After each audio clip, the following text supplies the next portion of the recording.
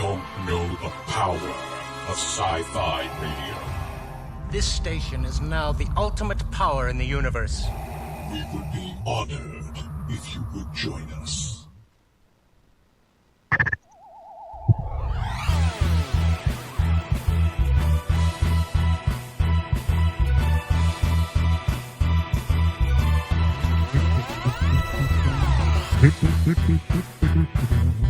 Hello, everybody. It's been a while, but we're back. We've had Thanksgiving, and we've been off. And I'm sick with COVID, yet here we are, if you could believe it. If you're watching video on YouTube or Twitch or Facebook, you see some fireworks going on there. That's for Walt Disney. It's his 123rd birthday today, which is pretty cool.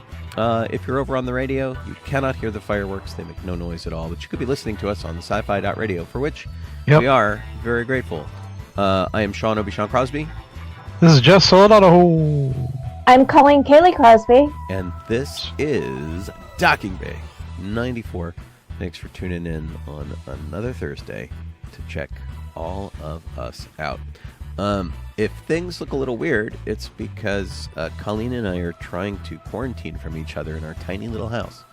So I'm in the studio. She is in the kitchen. She is zooming in from less than 20 feet away so that we can get her on the video with Jeff. It's weird. Weird, I tell you. Weird. But that's okay. We are clever people, and we are figuring it out. Yeah. And business as usual, except that I'm on the mend from COVID, which was the con crud that I got as a special parting gift from LosCon, which really sucked. So, total bummer, man. It really stunk. So, otherwise, LosCon was a learning experience, to be sure. It was LosCon 50. And it was in a new hotel from where it has been the past, 15 years or something, which is right next door. It was the Hilton right next door to the Marriott. And so we had to learn a new layout. The parking situation was weird. It benefited me directly in that there was no place to display Star Wars cars. So usually I have a very nice parking spot that makes me the person to go run errands for people because I can get in and out of the parking lot so easily, which I don't mind. I actually love doing it. And there was nowhere to put the Star Wars cars, nowhere to park, nowhere to put the things on display. And the parking structure, I believe, and I did a little research to verify this, and I'm pretty certain we have it right, that this was the parking structure that caused Colleen and I to get lost for like 45 minutes to an hour in after WesternCon in like 1994. Oh yay! It was 4 a.m, and because Sean had been doing a dance, and we were trying to leave after the dance, and we would drive up ramps and down ramps and up ramps and down ramps, but we could never figure out how to get out. It was better marked. We're still there This time, right? In an alternate timeline, we are still going in circles. It was kind of nice. Yes. But we had a better luck this time, not with parking, but with getting out of the parking lot. All told, Gotcha. it was not bad. We got to see some friends. I was the sort of de facto MC to a point because I got to do opening ceremonies and a lot of introductions, the ice cream social and things like that, which I'm always down to do.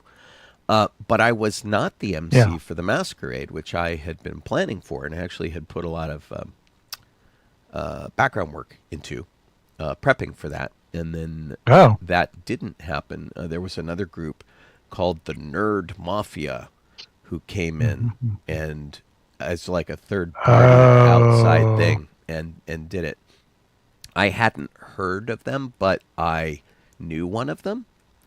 One of them is one of our friend's daughters is in it, which was kind of a surprise, and I didn't recognize her at all. And she's like, Obi-Shawn? So that was kind of funny. Yeah.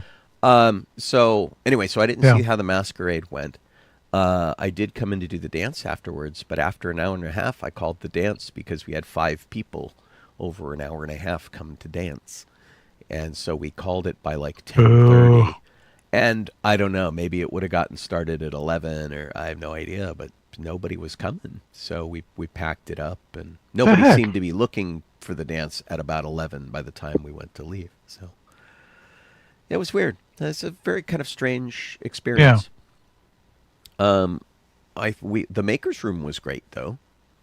Gene Turnbow ran the makers room. Gene, who runs this station. It was really fantastic. Yeah, and I think Colleen had a better time at the convention than I did. Oh. Well, that's good. I mean, sure. I mean, Probably. you're I mean, I didn't do anything.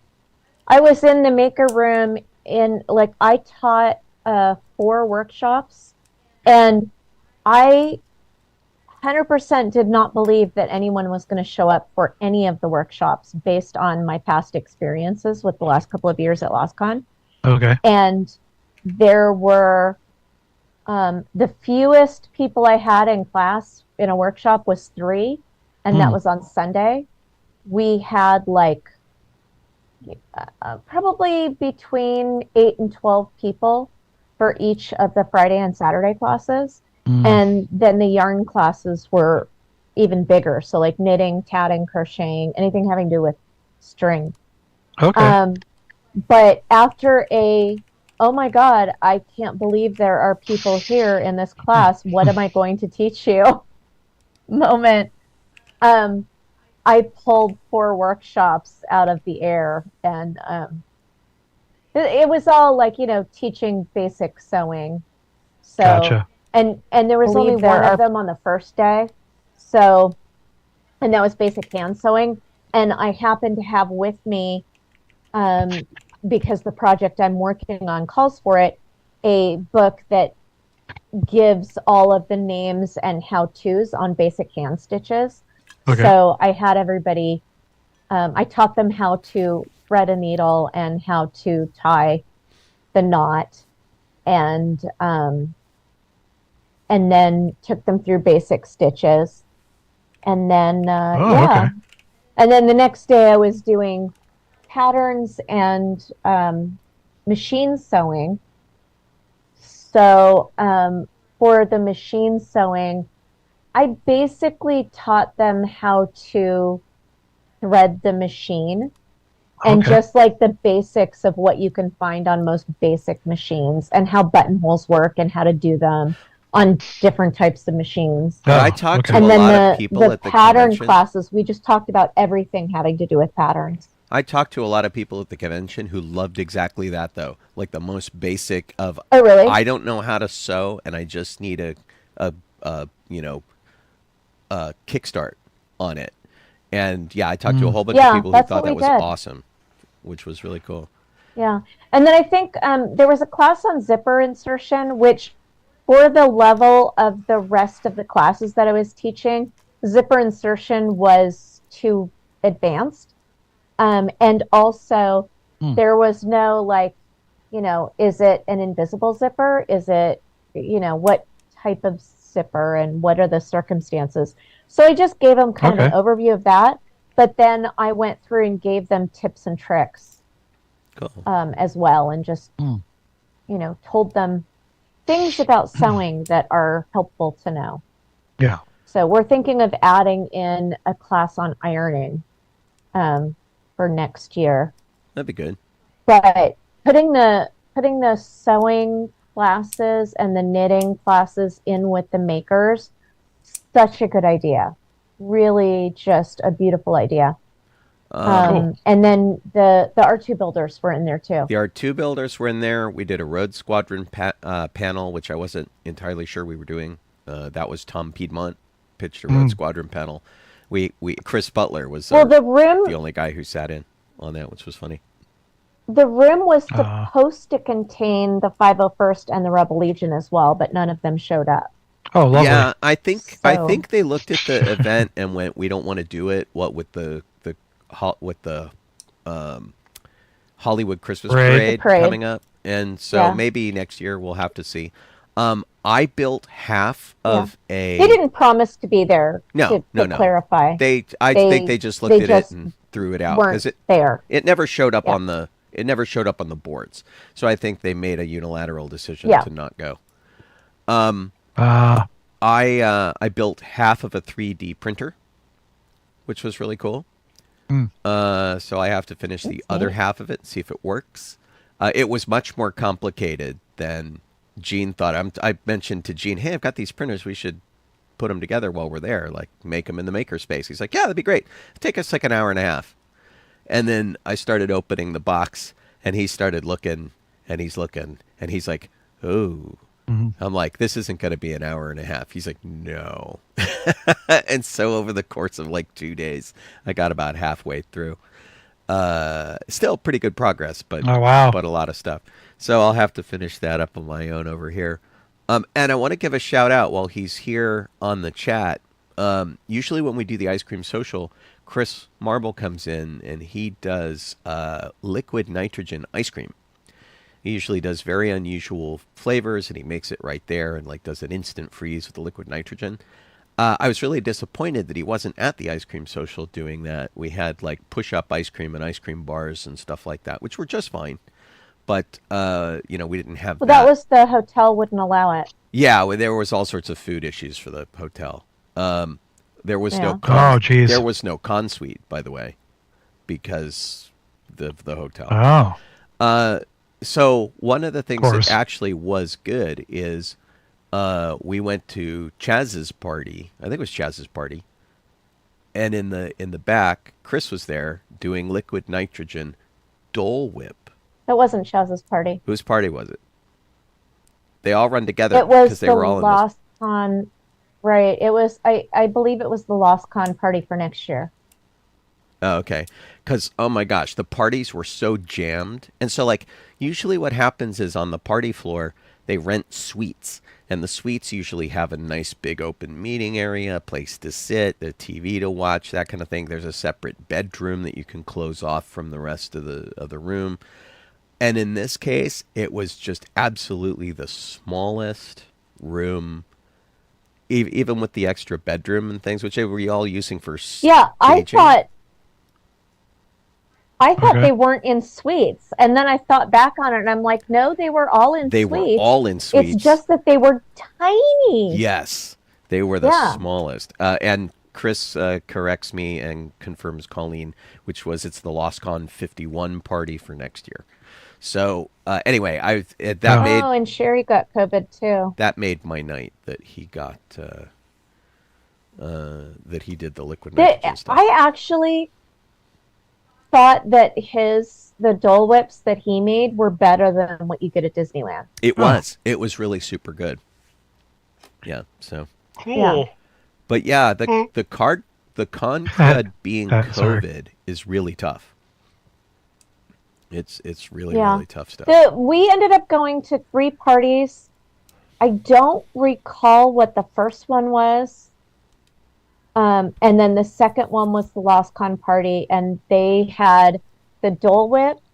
They had the Galaxy Bowl, which was the moon pies and Right.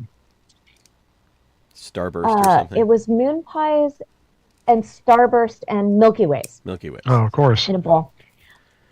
And then we went to Chaz's party, which had his usual fancy cocktails, both alcoholic and non-alcoholic, and And meatballs. meatballs and mac and cheese To answer Yeah. Kelly's and question, candy from Scotland.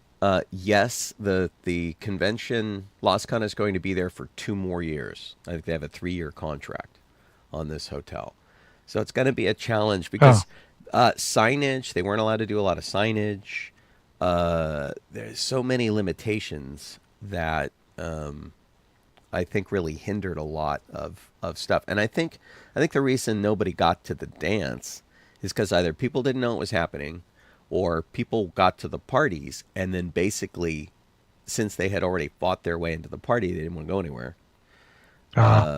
Because that was a challenge to get into the parties and stuff. Nobody came down to check out the dance. Even people who came to me and like said, "You are going to have the dance, right? Make sure that it's going at X time, so that by the time I get down there, it's going and it's still going, and you didn't end it." And like those, I went an hour beyond the time those people gave me, an hour 15. And Chris said that next year we can put up standalone signboards. Yeah, so that's good. Yeah. Okay. Now that we know what to do, go to the dance because I left the convention at 6:00 on Saturday. I had other reasons, but it was easier to leave knowing that the parties were not for me because I don't like crowds. And it was very uncomfortable. It was so tight in the parties. I had a canvas bag over my shoulder, and people kept knocking it off my shoulder because it was so tight. Not for the claustrophobic at all. And yeah, not for the claustrophobic. I'm surprised more of us don't have COVID, honestly. Yeah. But I had to go home at 6:00 on Saturday to make scones for the tea that was taking place on Sunday.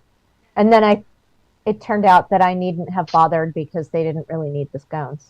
Oh, okay. They didn't distribute them the way they should have been distributed, which was a bummer because it was a bummer. Those were good scones.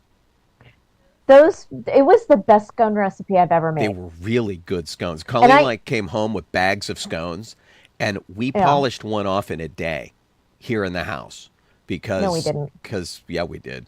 I kept eating scones out of that bag. Okay, but we didn't. It was one bag of scones, and I took it down with me while I was saying goodbye to people and gave out a bunch of the scones while I was doing that. And then I took the rest home and I made care packages up for our neighbors of scones and lemon curd.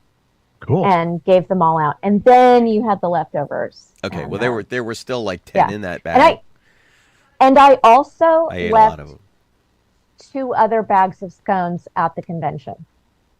So I was asked to make scones for 60 people because it was supposed to be for 2 teas. There were 3 teas total. And so I made 120. There were a little more than 120, but 120 mini scones. They were like half the size of a regular scone. So it should have been 2 scones for each person, and I made chocolate chip, almond, and the 3 separate flavors: chocolate chip flavor, cranberry flavor, and almond flavor. And but there were so many desserts. I guess I didn't realize that the person who was planning it had asked like a whole bunch of people to bring desserts, and so they had so many desserts that they didn't use the scones at all in the first tea, and then they only gave a couple away in the second tea because they put the scones last. At the end, didn't include it. It was odd.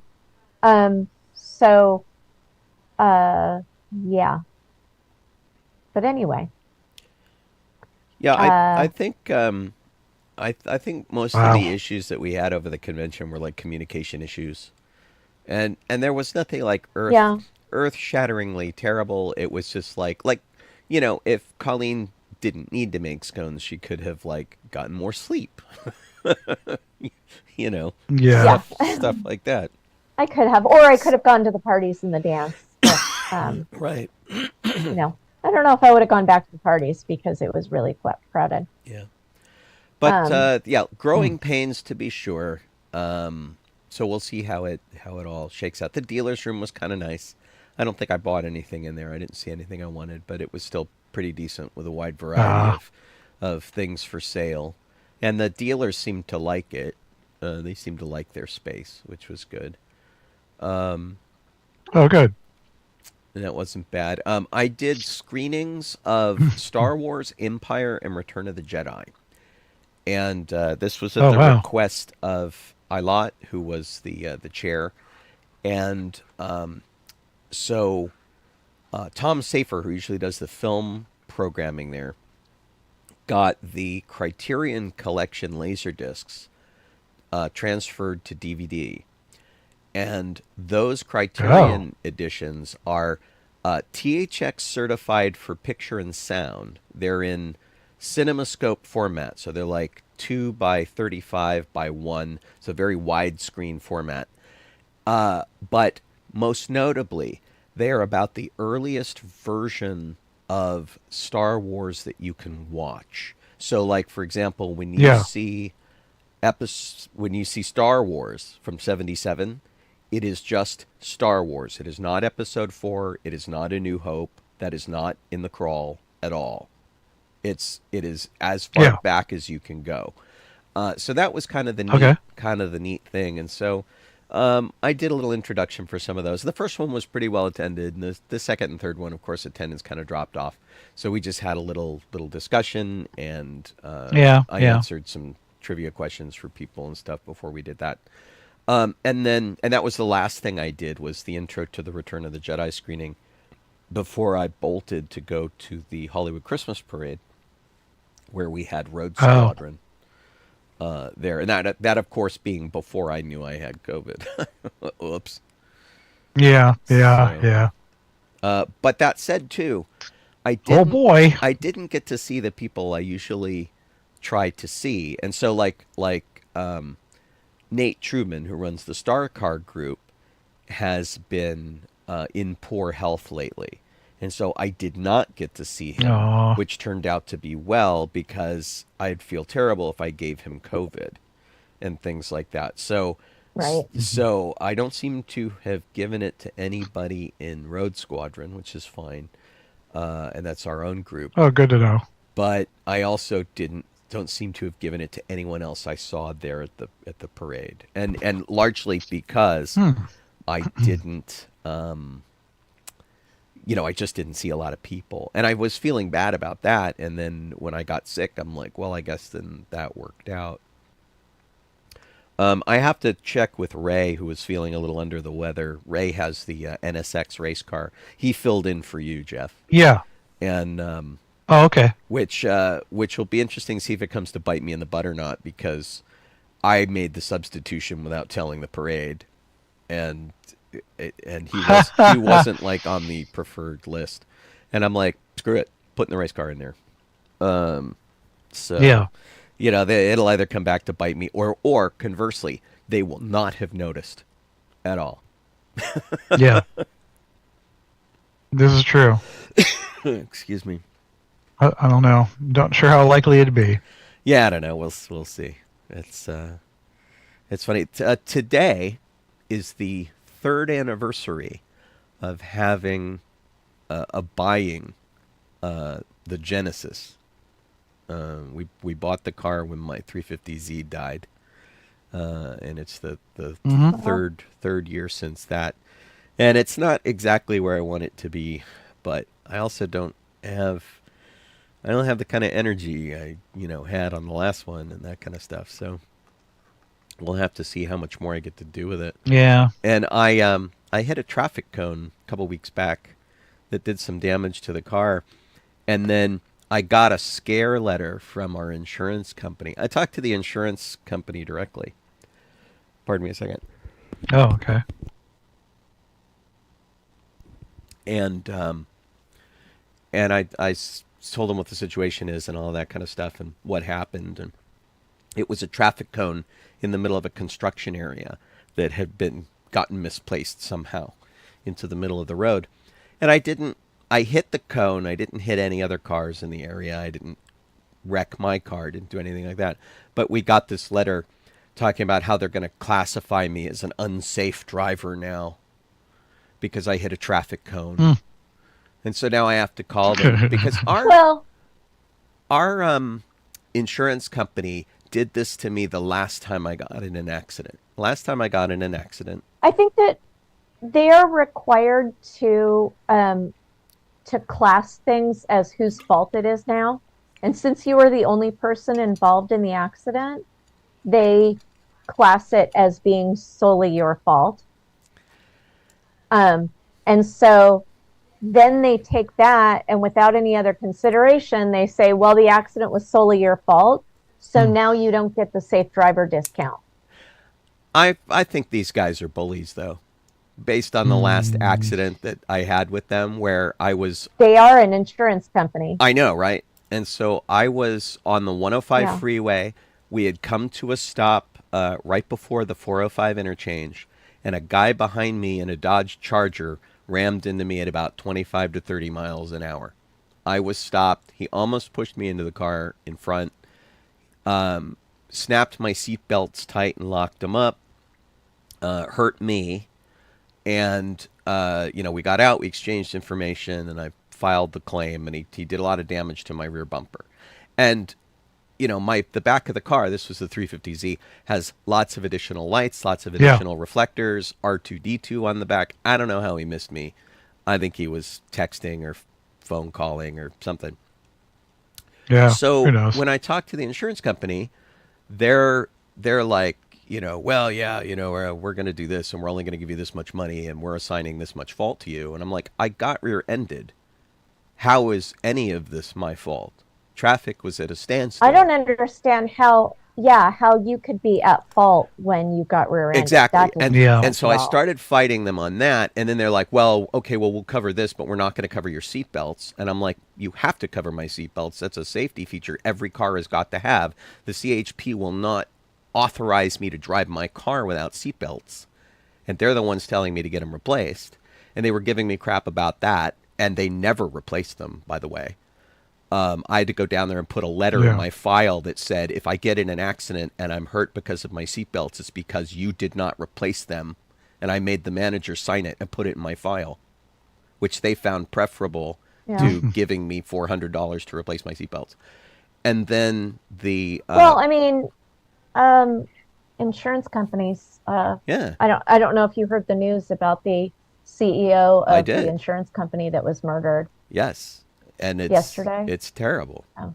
And I feel bad for his family. And I understand how upset people get over insurance companies. But yeah, that insurance company that he was in charge of denies people's claims like 30% of the time. Yeah, they are at the lowest of the list. We are with Kaiser Permanente, and I was shocked to see them at the top of that list that says that they deny the fewest number of claims for people. I feel really grateful for that. But yeah, Me too. Health the thing insurance. with this car insurance company, though, what happened was they sided with the other driver because he was also insured with them. He was also a Mercury customer. And they went, well, if we sign with them, we don't side with him, we don't have to sign with them. And it's dumb. It was just really dumb. All I want to do is drive my car safely. So it annoys me. Yeah. It vexes me. Yeah. I'm vexed. But yeah, Kelly says it's a racket. You're right, Kelly. It is. It's lame. Yeah. So anyway, I'll let you know if I ever get my car fixed or not. All I want is a new headlight. We'll have to see. I don't. Oh man. I can't remember how far back we didn't do. It's in the document. Show stuff. I mean, did we really not talk about Life Day? We did not talk about the things that you did that we haven't talked about yet. Life Day, Back to the Future stage show, Lucasfilm, Disney Museum, Dickens Fair, Thanksgiving, LosCon, Hollywood Christmas Parade, and COVID. All those things have taken place. My gosh. Since the last time we did a show. That's crazy. Good grief. Really? Yeah. Yep. Absolutely nuts. So, and Life Day seems so long ago. I know, right? Life Day was great, y'all. That's all I'm going to say.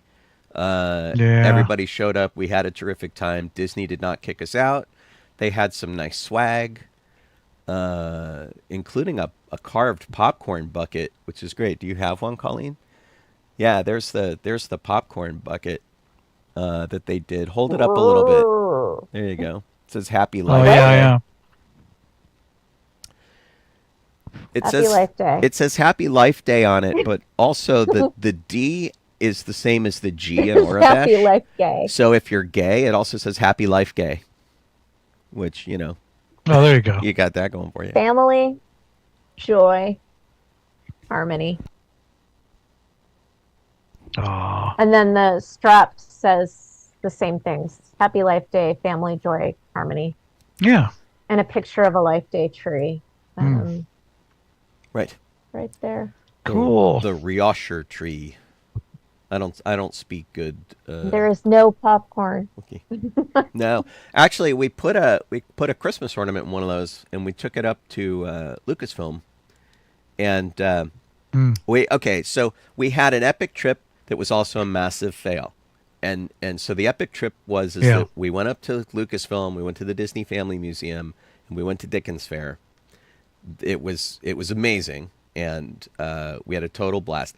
The epic fail was, and it's good and bad, Jeff got a new job and couldn't come with us. And like the going to Dickens Fair was specifically to do with Jeff.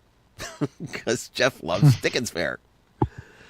And and then we ended up having to do it without you. And so it was like really cool, and it sucks that you couldn't go. It made us really sad. It was hard to like have as much fun. It was Dickens Fair was we went into it already disappointed because we knew how much you would love it. And so we were like, oh man. Yeah. Dang. And then it was weird because we get there and we only ran into one person we knew. Oh. Which, I mean... Which was super weird. Like, if you guys know Sean, if you've ever been to anywhere with Sean, he knows people everywhere. Yeah. And so, and normally when I've been to Dickens Fair, I've been to Dickens Fair 4 times now. Mm-hmm. The first time I was 12. The second and third times I went with friends. And then the last time I went with Sean. So the second and third times, I went with 2 to 3 friends, and we had plans to hang out with a whole bunch of other people who were also going that weekend. So we knew, like, I don't know, 10 or 20 people. Yeah. And kept running into people that we knew. And that was not the case at all this time. It was the first day of Dickens Fair. Yeah. So also everybody was kind of like seeing how their new characters fit and all that.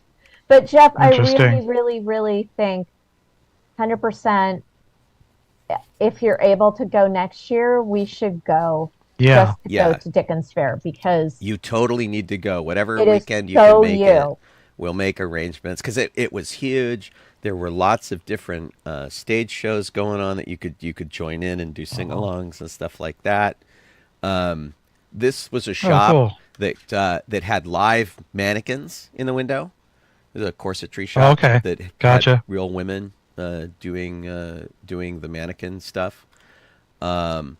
Typical pub food, which was cool. Just about everybody was dressed up, and there were some areas that didn't have anything that were like comfortable areas you could sit. Like this guy had a gaming table going on, and you could go play dice with him and hang out, and he'd try to steal your money, which was cool. Okay. And then Scrooge and Marley was represented, and the whole theme of it was like Christmas Eve and Scrooge's redemption. And so you would start in the morning. Scrooge was an a-hole, and then by the evening, Scrooge had his redemption, and all was well, and it ended the thing, and that was pretty cool. So they had the graveyard with Scrooge's marker in it.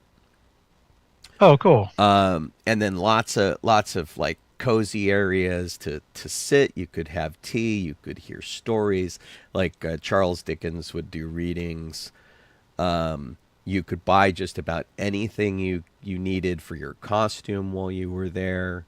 This is the haberdashery. Cool. And then Father Christmas was walking around, pretty stately Father Christmas. He was very cool. And There were a lot of chimney sweeps. there was a whole group of chimney sweeps, and they had a place. Let's see if I can flip through. This guy, They had a little chimney sweep school. yeah, I'll find it in a sec. This guy had a time machine, which was fun. Oh, nice. So you could give him $5 and he'd take your picture in the time machine, which we did. Although we got That's cool. got a lot of fuzzy pictures from this dude, but you know that's okay. It was still pretty cool, and lots of pubs, lots of places to sit, and a rotating schedule. And Mad Sal's was like the brothel, basically, and so they had all that kind of naughty entertainment going on there.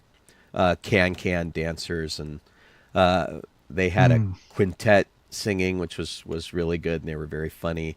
These guys had a show based around oddities. It was the Congress of Wonders and Atrocities, and they had just weird people. Like this guy did a bad psychic act, which was funny. They had the tiniest organ we've ever seen in person. So that was fun. Fake monsters. It was basically, Jeff, what you wanted Winterfest to be. Yeah. I know, man. Yeah. And so this Jeff, this is the school for the Okay. Chimney sweeps. And so there's a chimney there with an opening panel. The side panel opens, and they'll find a kid and jam them in there. And if the kid fits, then it's like, great, you could be a member of the school because we need you to climb up the chimney and clean the chimney because you're small enough to fit in there. And so kids would climb in and stick their head out the top and take their picture. And it was really kind of an awesome thing. And every time sweeps would meet on the road, they would play with you. And so, like, as I was walking through, I'd run into another sweep, and they'd ask me how business was or what was going on, or, you know, have I had enough to drink that day, or just whatever it was. It was really very cool. And so very interactive. This is what Colleen looked like in her day dress. Of course, she's by the rat pie booth, across from the chimney sweep, the sort of like gutter snipe alley area. And anyway, there was a play about Sherlock Holmes that we saw. It was neat. And then the big grand finale of everybody during the day, the big can. The Sherlock Holmes play was Clue. It was in essentially the Sherlock Holmes universe. Clue. It was very funny. Yeah, and so it was a lot of fun, and we really enjoyed it. But there was a lot of us going, man, Jeff should be here. Oh man, yeah. So, yeah, I missed it. Yeah. And then we got lots of too many T-shirts on Friday. I think Sean ended up with 5 T-shirts, and I ended up with 2. I had to replenish my Lucasfilm ILM Skywalker Ranch T-shirts because I've put holes in many of them. Although I've been buying a lot of shirts lately. Like we went to see Back to the Future, the musical, and I bought this one, which I thought was pretty cool. Oh, okay. And so Marty McFly Pinheads. and the Pinheads. I think you have to stand up a little bit so people can see it. I did. I saw it. Oh, did you? I'm Yeah. sorry. I delay. Yep. No worries. Oh yeah.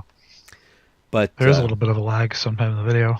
Yeah. Yeah, it was pretty too many T-shirts, and so now I got to go through and get rid of some. But I got a T-shirt too. Oh, she did. That was from the Disney Family Museum. I got an e-ticket shirt. Awesome. Yeah. That was I couldn't pass up the e-ticket shirt. Gotcha. Nice. And I can't think that much changed at the Disney Museum from the last I time we guess were it there? was about the same. I'd have to look at pictures to know for sure. I think I enjoyed it more this time than last time. So I feel like maybe they've sort of smoothed out the bumps and stuff in it. Yeah, maybe. Because there was a lot that I saw that I just didn't remember from being there last time. Oh, okay. Oh, But the really memorable Lord. thing about the entire Disney Museum is there's like sort of a stylized model of the 1955. It's not even 1955. It's just sort of a timeless edition of the theme park, and Yeah. it's like old and new. Like maybe it stops at like the 70s or something. But yeah, Okay. it was pretty cool, and that's the thing everybody remembers. what are you saying? Stopped at the 70s? I missed something. Yeah, the big model of the theme park that they have on display. Oh, yeah. It's very Okay. stylized. I didn't hear you say big model of theme park. I just heard you say the stuff about what years it covered. Yeah, It they was have a confusing. big model of Disneyland there that was created by, like, they were saying ILM model makers worked on it. And they do things like if you look at the Haunted Mansion, there's a little sort of diorama coming out of it that shows the doom buggies and ghosts and things. And so it's very, caricatured. But it also has, like, adventures through inner space as opposed to Star Tours in it and things like that. So it's a really wide variety of stuff that doesn't represent the park as it is today. Oh, okay. And it, it Right. certainly doesn't have anything like Galaxy's Edge or anything like that in it. And so I feel like it like comes up to like the late 60s or the early 70s and then stops. Like maybe it stops at Space Mountain as like the last thing they put in. But anyway, Gotcha. we went there in the morning, and then we went to Lucasfilm, and we got just a brilliant tour of Lucasfilm. Really grateful to those guys up there for giving us a tour, all because of Life Day. That's what got us our invite, which was like really cool. And then cool. and they put up a really terrific Life Day display. It was absolutely amazing that they took the time to do it. And Nice. apparently, George saw it. George was there. But they don't know what his reaction was because they got there as he was leaving. And so they didn't see his reaction to the whole Life Day display. But that would have been epic. I just kind of want, Okay. even just that like we looked over, we saw him, he rolled his eyes and walked away. But anyway, so we had a really terrific tour there. I'll post some pictures up later of it. And Cool. and then we went back to the Disney Museum and sort of finished out the day over there. We got rained on a lot. It was very wet. A lot. NorCal, yeah. Yeah. Yeah. There, Sean, I just sent a picture of you and I with Chewbacca. You can't see the exhibit, I guess, in that picture. But Let me go see if I can get to our messenger here. here we go. Okay. I see it. Messenger. I feel like our Okay, internet's so I sent one with very slow tonight. the Chewbacca and one with you in front of the exhibit. Okay. Gotcha. Yeah, and we had some good food on our trip too. We stopped. The other person who went with us, David, and Sarah, they drove up Friday morning and drove back Saturday morning. So they did like a speed round to get there. And Sean and I took Thursday off, and so we stopped in. I can't remember the name of the little town we stopped in for lunch, but I had a really good Los Gatos. Los Gatos. Oh, wow, really? Where we stopped. Yeah. That's an irony. What the heck? Why is that ironic? That's where, because that's where the hospital was that I was actually born in. But since our family really? our family lived in San Jose, so I'm listed as San Jose. Oh, okay. Oh, That's really funny. interesting. Well, Yeah. we took a impromptu Well, why tour of did Los you- Gatos. Why were you born in Los Gatos then? Were you like, I don't know. I don't know. I don't know the reasoning why they ended up going to a hospital. They must have been out and about or something, yeah, and that was probably the closest thing they could go to. yeah, Los Gatos is like 4 hours from Yeah. there's somebody delivering a package to our door. Oh. Right now? Unexpected. Thank you. Hang on, I'll go grab it. Okay. Ooh. I can think of lots of neat packages I'd be excited to get right now.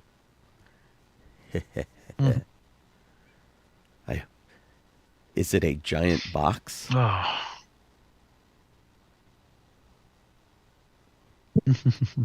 Is it a big package?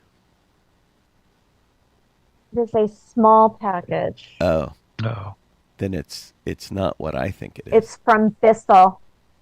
Oh, it's at auction I bought a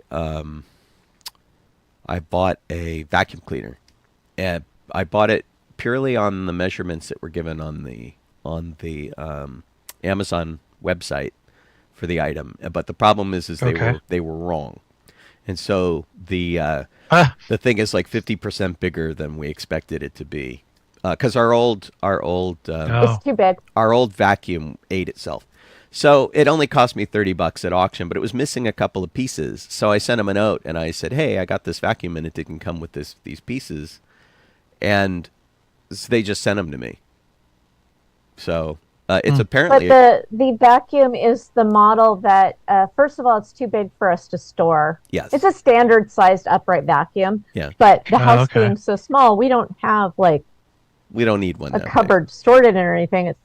It's 50% too big, and it's so powerful that it's probably similar to a model that we tried before that eats the area rugs. Oh. So it's not gonna work for us. I'll probably just sell it for what I paid for it, which is like $30. So someone's going to get a really good vacuum for about $30. Oh, Dawn asks if we gave at Lucasfilm if we gave them a wristband and a button for Life Day. Yes and no. we- And I meant to ask Dawn about this at the parade. We need a complete set of every wristband you can spare because they want a full set of them, and we did not have a full set to give them.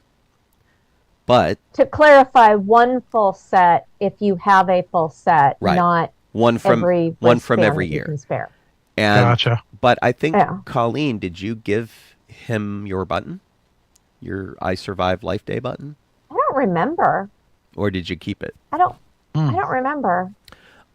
Anyway, I'd have to go look at my jacket. I'm gonna send them a care package of stuff. So if you want to get me that stuff, Dawn, I will totally include it because they totally We want it. tried to give them a popcorn bucket, and they had received one the day before. Right. But we brought a okay. 2022 ornament, which they didn't have. Yeah. Yeah. So Nice. definitely. Yeah.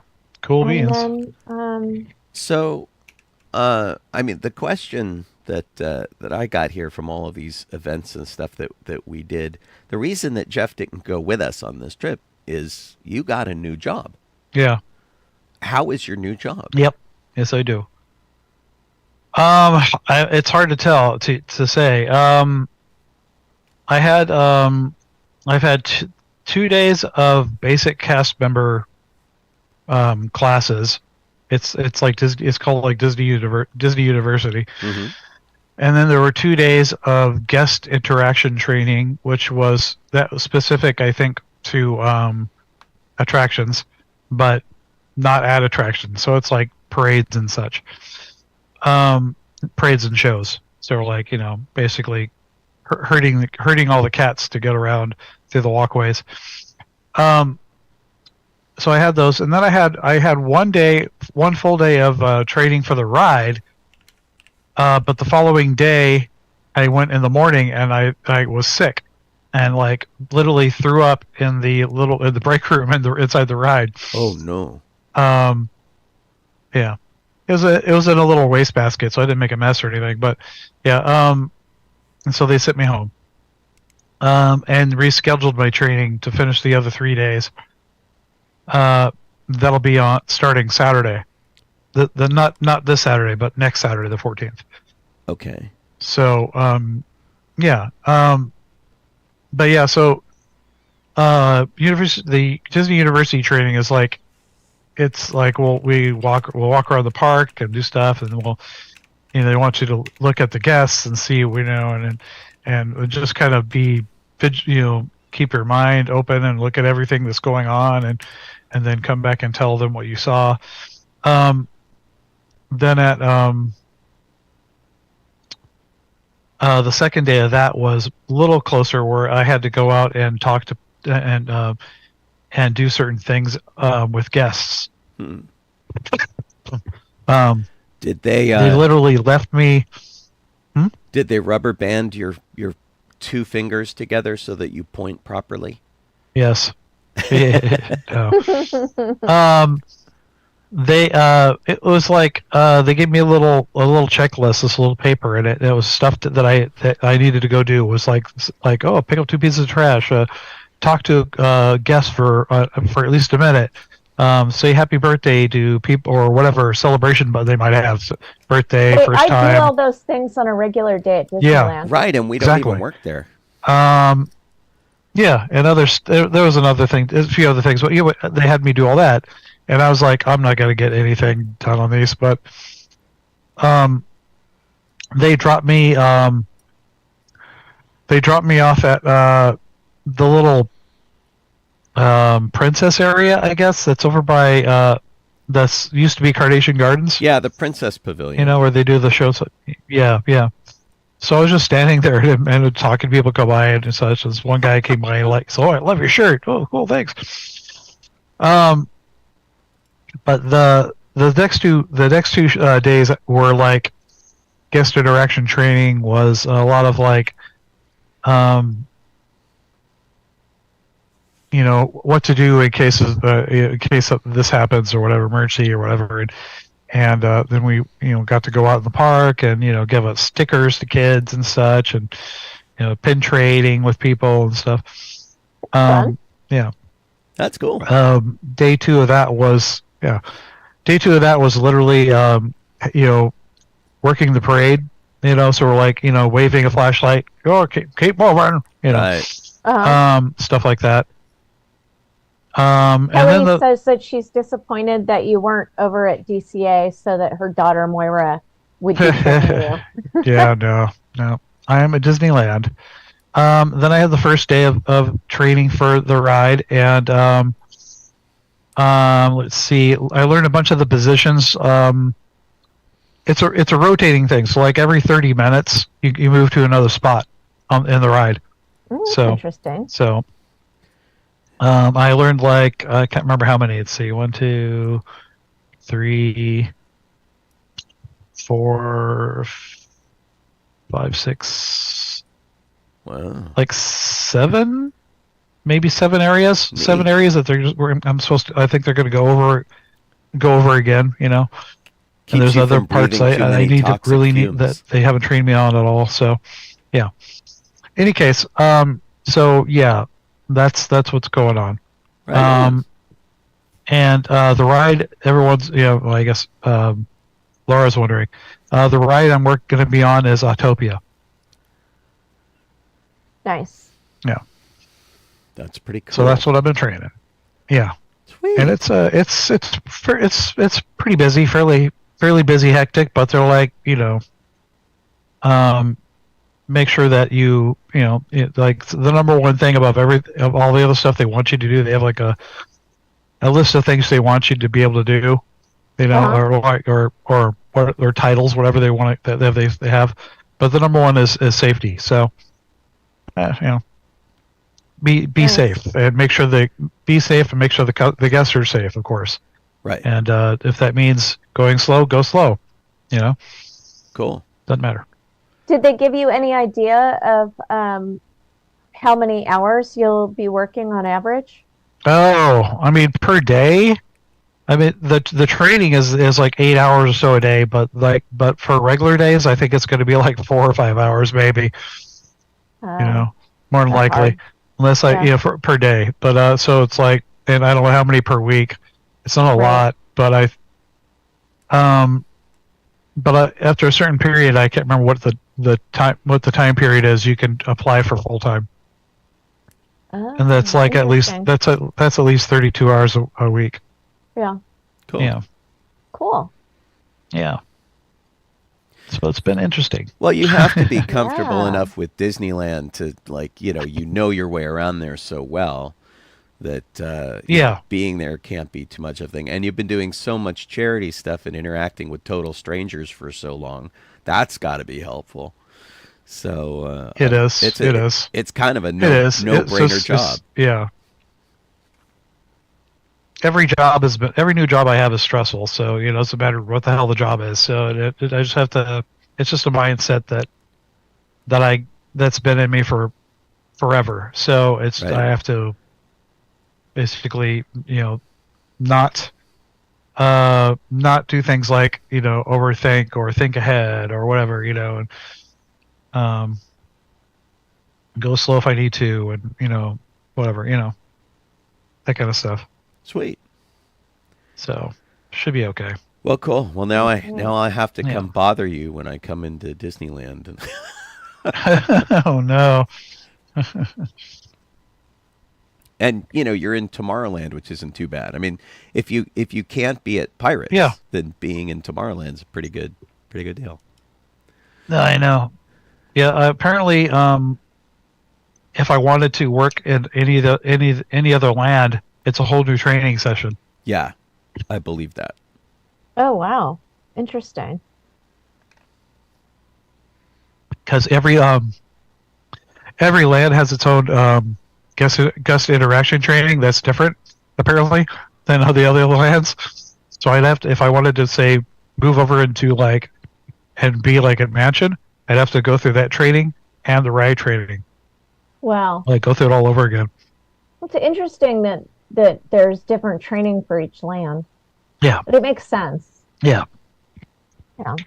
I'd say they're all it's all, I guess, a little different, but Yeah. Huh. Well. yeah. Excellent. Yeah. Being Sean, in do you want to do the top of the hour stuff, or is it too soon? well, yeah, we could probably do it 2 right minutes. now. If you are watching us, you are seeing us either on Facebook or on YouTube or on Twitch. For once, they all loaded up just fine this time. Wow. We appreciate you checking us out there. That's if you can see our smiling faces. That's where you're seeing us. Give us a like or a say hey or a whatever. You guys are pretty active in the chat, so we know that y'all are there, which is pretty cool. Yeah. And if you're listening to us, you are doing so on the mothership radio station, sci-fi.radio. Sci-fi for your Wi-Fi. We have nerd interest stuff 24/7. I do the morning show there every morning, except for today. David took my show on Brave Man. Yeah. Brave man that he is, which was weird because I actually went to log into the show and I'm like, why can't I get on? And it's like, because David beat me to it. But I'll be back again tomorrow for Good Morning Tatooine at 9 a.m. Pacific or 12 p.m. Eastern to do that. But go to sci-fi.radio also. That is our URL, and you can check out all the nerd news that we've got up there, and also consider our fine Patreon, which is the thing that keeps the station on the air and has for going on 17 years now. So, been a long, long time. We are in the middle of our 13th year of Docking Bay 94. No small part of that is Kit Boba-Kit Sovine, who does all of our cool show document, keeps us all in notes and posts thing over on the Docking Bay 94 Facebook page and keeps all that running. Thank you, Kit, for doing that. I am Sean Obi-Shawn Crosby. This is Jess Donoho. I'm calling Kaylee Crosby. And we're all super grateful for you tuning in to Docking Bay 94. Thanks for being here tonight after a couple of weeks off, what with Thanksgiving and other weirdness going on. Lots of Yeah.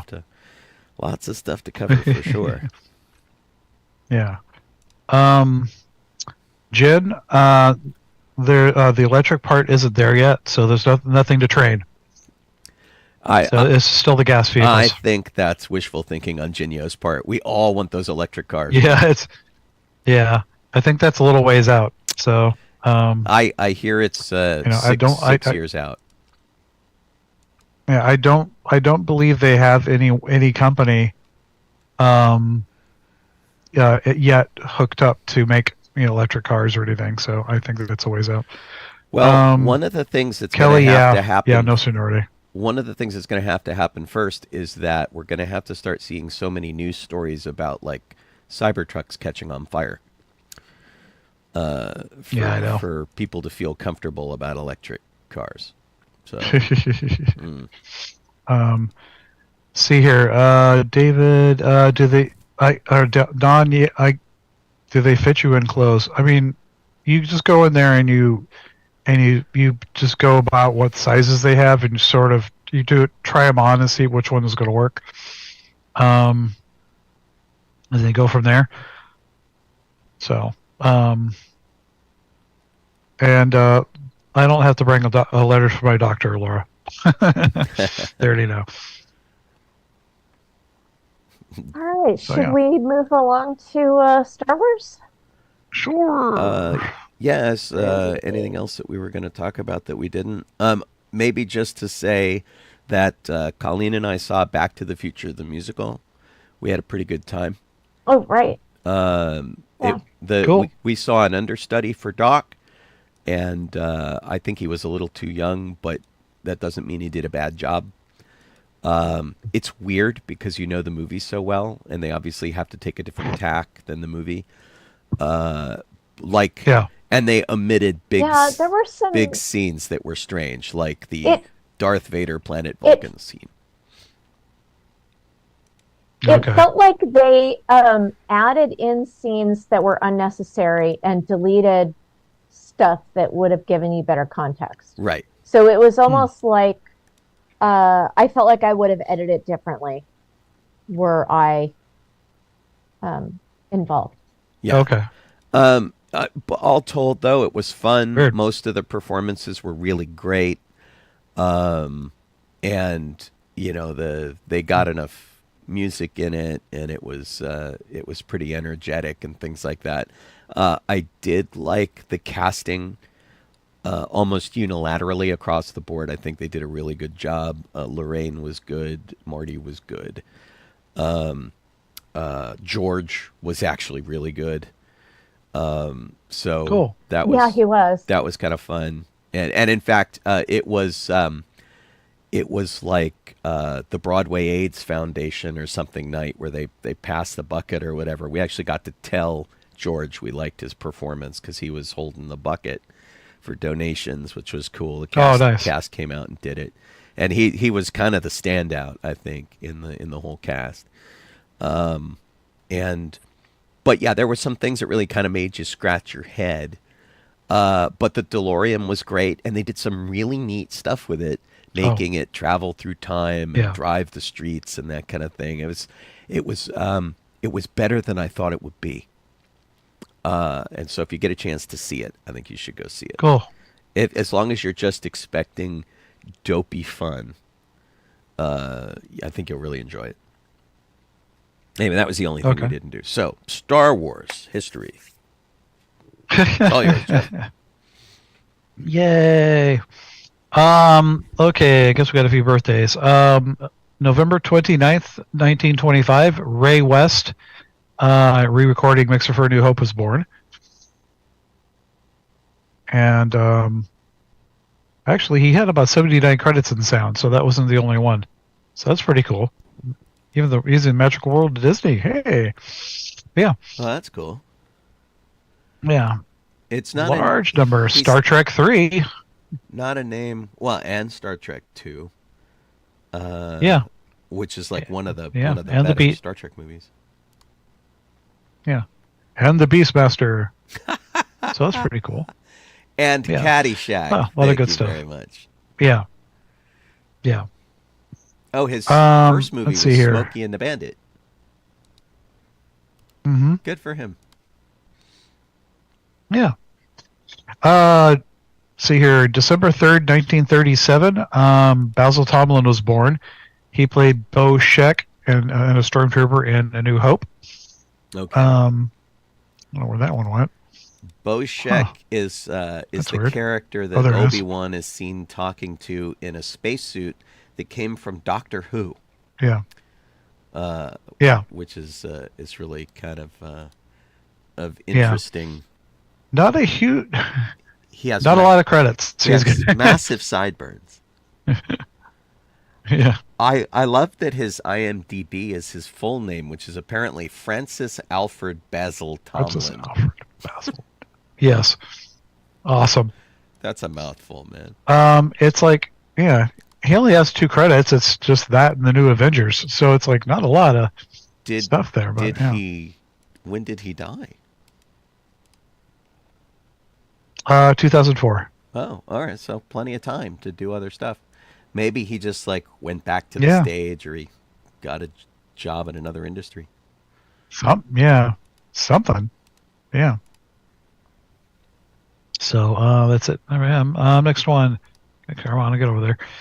November 30th, 1940. He was with I want to say Graham. Campbell was born. He was the voice of Admiral. This is fun. Terrenold Screed in the Droids cartoon. Oh. And then, only about 28 credits. So I mean, not a huge number of things. I mean, he did like Friday the 13th, the series. There you go. No, Captain Power. Power and the Soldiers of the Future. Yeah. Nice. I don't know if you guys remember. He was in Watchers. That was a movie. I don't know if you remember Captain Power, but that was the TV series, the cartoon series that had toys that interacted with the TV. I worked on some of those at Mattel on the very tail end of that. That's really funny. Yeah, and I always thought that that Lord Dredd looked an awful lot like Borg, Right. Yeah, and came out before. December 1st, 1951. Treat Williams. He was, I guess he's a background rebel trooper at Echo Base, and I've yet to find him. Nobody can watch that movie how many times? I don't know where the hell he is in there. But there's all sorts of great pictures of him in the Rebels thing, hanging out with Carrie Fisher because he was friends with Carrie, and he came to say hi. Yeah, and she went, "You should be in the movie," and he went, "Okay." Exactly. Then, of course, he was in Deep Rising and Hair and 1941. Yes. And all sorts of great stuff. Yeah. Super over hammy acting in The Phantom, but everybody was super over hammy. It was, it was great. It was one of the things that made The Phantom awesome. Yeah. So a lot of 132 parts, Yeah. Even like Dead Heat, which was a funny ass movie. But yeah. Super busy guy. And it was kind of a surprise when he passed away. He was only 71. Yeah. It seemed a little early to me. But a long career in Hollywood, and he just hit it big after Hair. He was huge. Exactly. I think that is it for the birthday part of it. Now it's the actual, actual history part.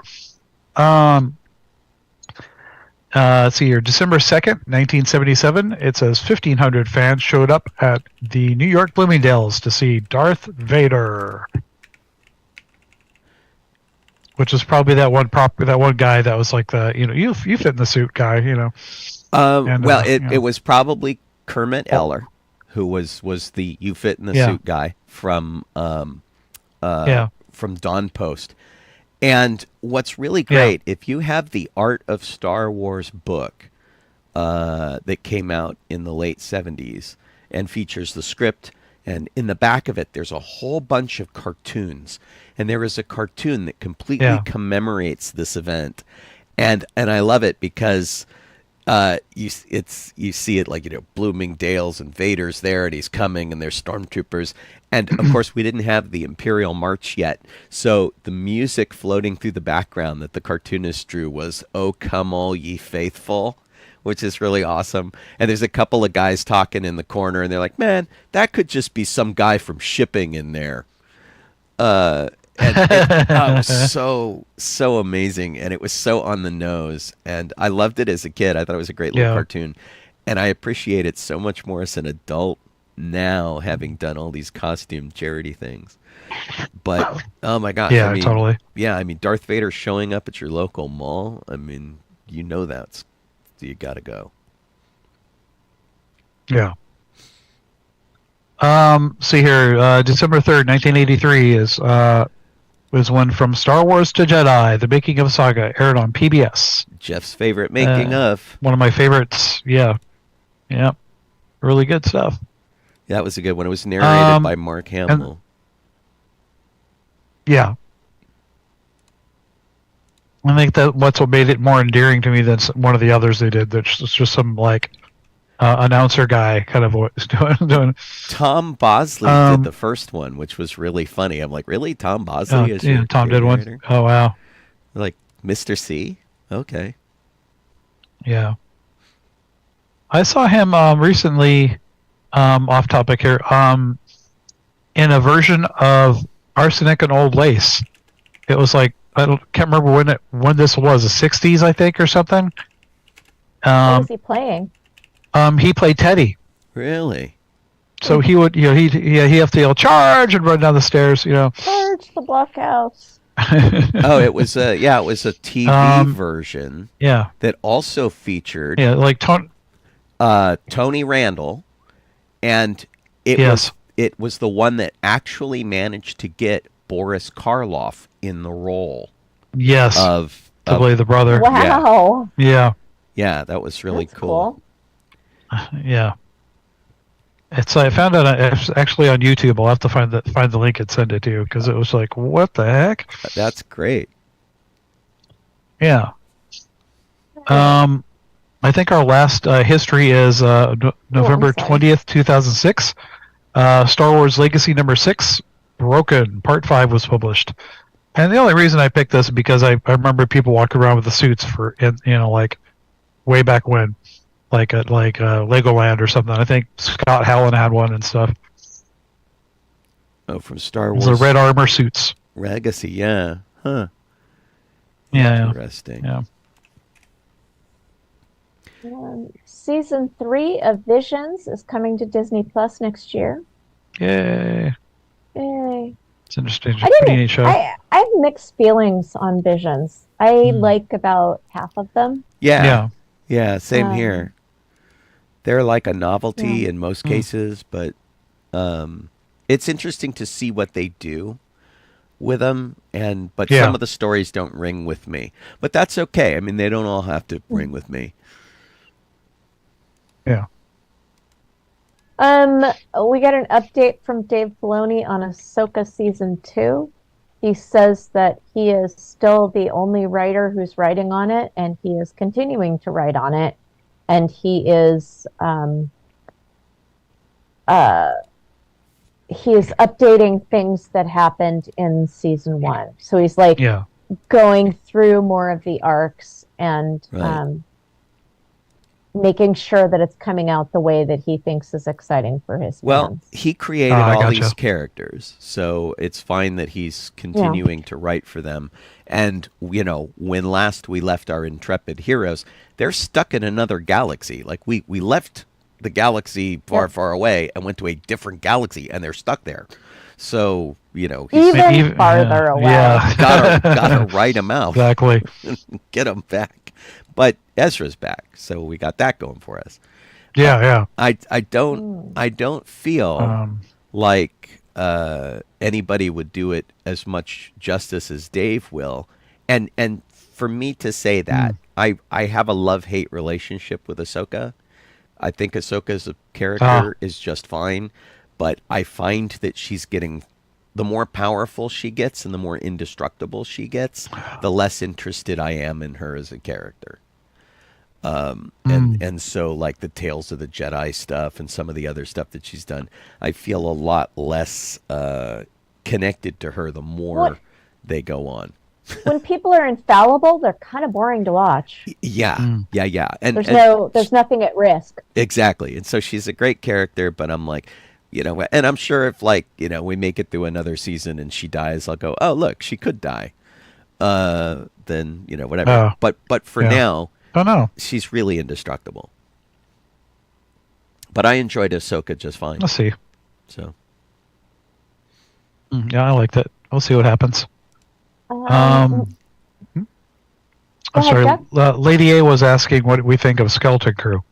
I will I've say, seen it. say right now that Colleen and I haven't seen it because I have COVID and we can't sit together on the couch and watch it. You saw it though, Jeff. Yeah. What did you think about it? I saw the first 2 episodes. I did not see the screening that they did in Disneyland, but I did see the 2 episodes. I love it. It's really good. It's very much like E.T. and Goonies and all that kind of stuff rolled in there. Oh, good. So it works really well, and there's a lot of things, Easter eggs in there to look for that aren't just the ones we've already talked about. Yeah. It looks like a 1980s teen adventure, and I love those kind of movies. And if they nail that vibe, which it really looks like they have, and can continue it over the next like 8 episodes, it's going to be awesome. Yeah. And like one of the episodes had a part in it, which I'm not going to say what it is, but the second it showed up, I was dying. It was so damn funny, and I don't know if they intended it to be funny, but it was hilarious. And you'll know what I mean when you see it, Sean. Okay, right on. Well, as someone who lived through those original movies in the 1980s, I'm very much looking forward to it. I will probably get to it by next week's show. We just have to make sure I'm not contagious to do it. Yeah. We are trying desperately for me not to get sick. Yeah, totally. Because it's no fun. Who wants to be sick? We have an air droid in the hallway here. Colleen got an air purifier, and it's like 9 inches in diameter, and it's probably 18 inches tall, and it really looks like some sort of little droid sitting there just humming away, trying to process the air in here and try to keep what I'm putting out. It's also at full blast. Yeah, but it's I put it hysterical. on all the way because there's a lot to purify. It's I don't know if we can see it from here. I'll see if I can get my camera over there. See it in the corner, far away. The little cylinder thing in the hallway. It's absolutely hysterical. So we're trying everything to keep Colleen from getting sick. Including, I've been shut up in the bedroom, and she's been working as far away from me in our little house as we can. But we'll get to it. Okay. We'll talk about it windows next week. open. Yeah. And we can't which talk makes about... the house very cold. Yes. We have a guideline here on the show where we don't talk about a show in the first week it came out anyway. So it just came out one day. We wouldn't talk about details this week anyway. Yeah. So maybe next week. Give you a chance to watch the episodes. Yeah, but if you haven't seen it, folks, go see it. Disney Plus, at least the first 2 episodes are on there. Yep. All right, theme parks. 22 people were stuck on a ride at Knott's Berry Farm. The ride is called Soul Spin. Mm-hmm. And it's, it is something that I would not ride just based on the name. Yeah. It's basically like if you had a fan up at like a ceiling fan, but it's on a stick. Right. And you stick people along the blades of the fan and spin them around. Yeah. Well, and nobody was hurt. Nobody was hurt badly. There were a couple of people who needed treatment, I believe, but it wasn't like anybody was upside down or anything like that for the 2 hours. I was What were you going to say, Sean? I was trying to show a video, and the page isn't cooperating. Right. any the ride is like SOL soul, like sun soul. Yeah. But I always think of it Yes. as Yeah. like it's trying to spin your soul out of you. SOUL. Well, Right. it's in the Fiesta Village part, so. Right. But this is the second ride in not too long that people got stuck up on.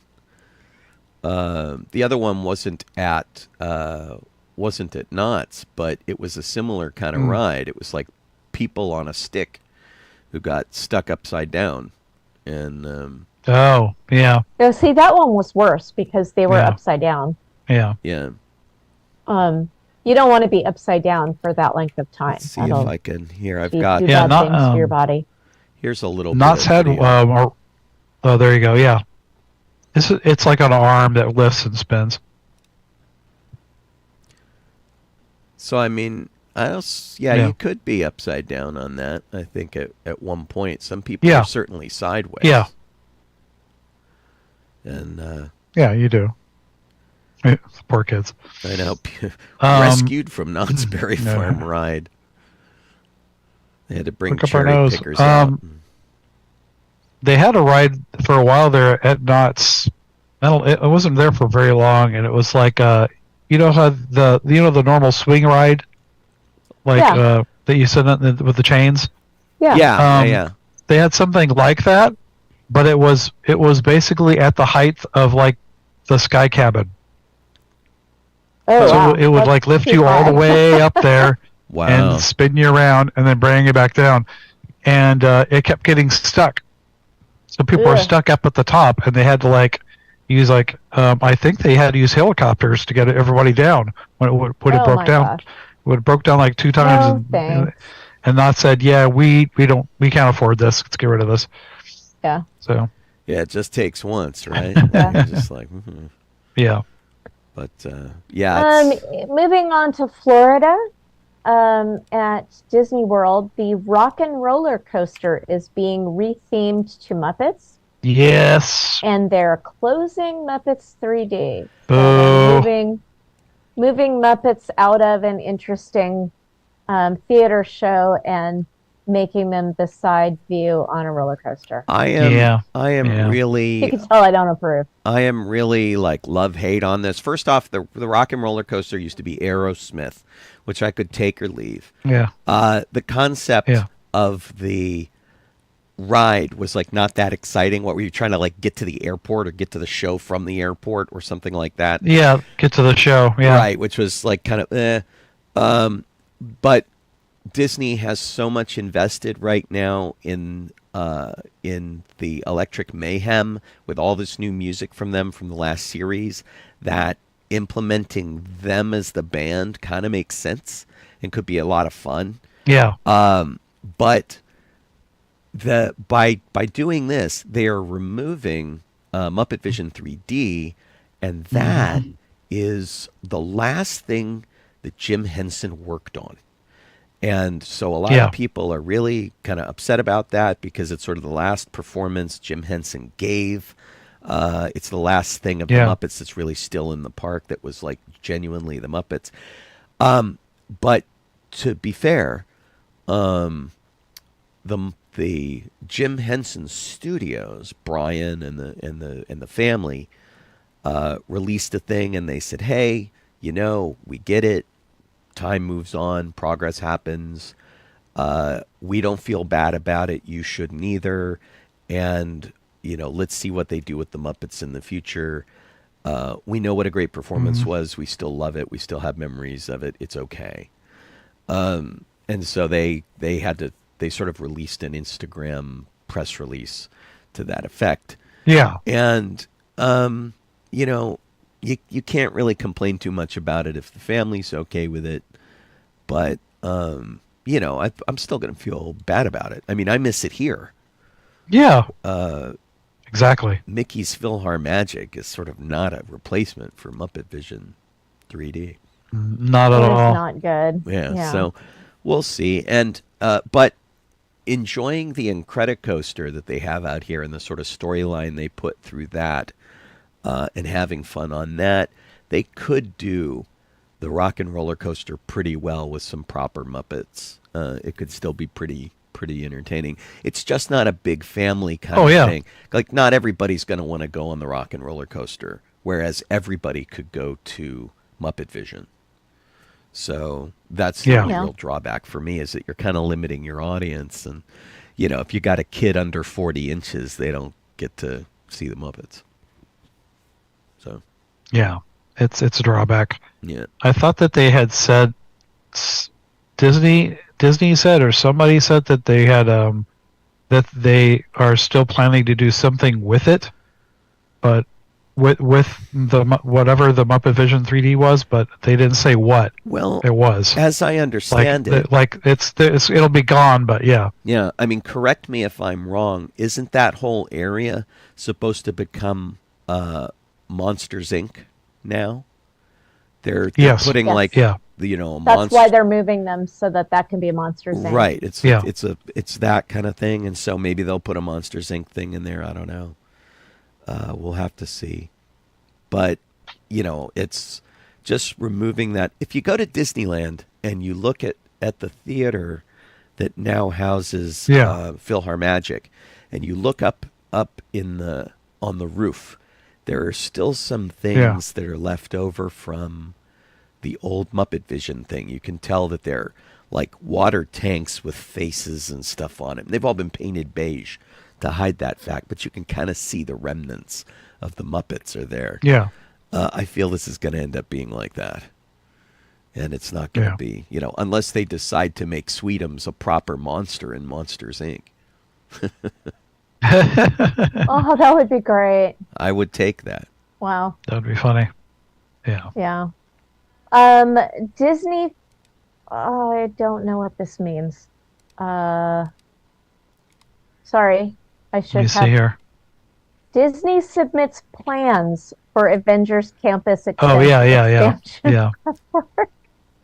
There was a typo, and so that's why I couldn't understand what it was. Yeah.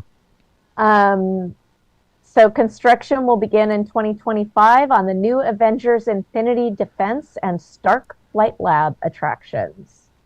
Yeah.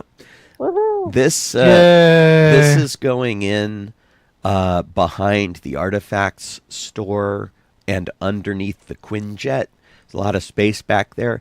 This means that they're taking out the red car in Disney's California Adventure. Yeah. Its last day is February 8th.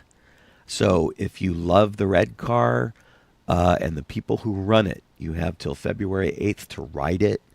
Then they're going to take it out and make their Neverland space where they store those cars into this new attraction.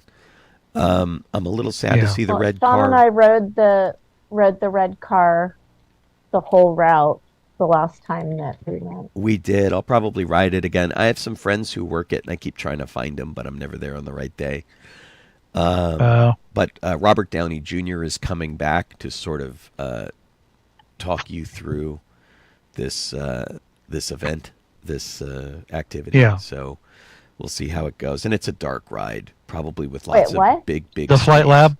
Yeah. The Flight Lab is going to feature Robert Downey Jr. I thought you were saying that Robert Downey Jr. was going to talk people through the last rides on the red car trolley, and I was like, that's weird. No, and there's two different ones. There's Infinity Defense, which is like you're in a ship that sort of bounces through multiverses, and then there's the Flight Lab, and the Flight Lab is similar to a ride that they have at Legoland down here, which is basically a couple of seats on a mechanical arm where they move you around, and you can control that to some extent. So we'll see. We'll see how it goes. It's not going to be a very high turnover kind of ride. The lines are going to be long for it, I think. This next report out of Phoenix, there's a theme park there called Castles and Coasters, which I've been to Phoenix a lot of times. I've never heard of this place. Yeah, it must be new. But pretty scary report. There was a man who was riding a roller coaster called the Desert Storm, which is a double looping roller coaster. And he says, we started the climb, and you hear the click of the chain of the normal roller coaster.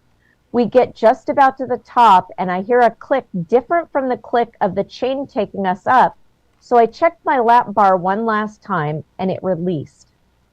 So he had seconds to make a decision on what to do, and what he did was he climbed out of the ride and onto the catwalk.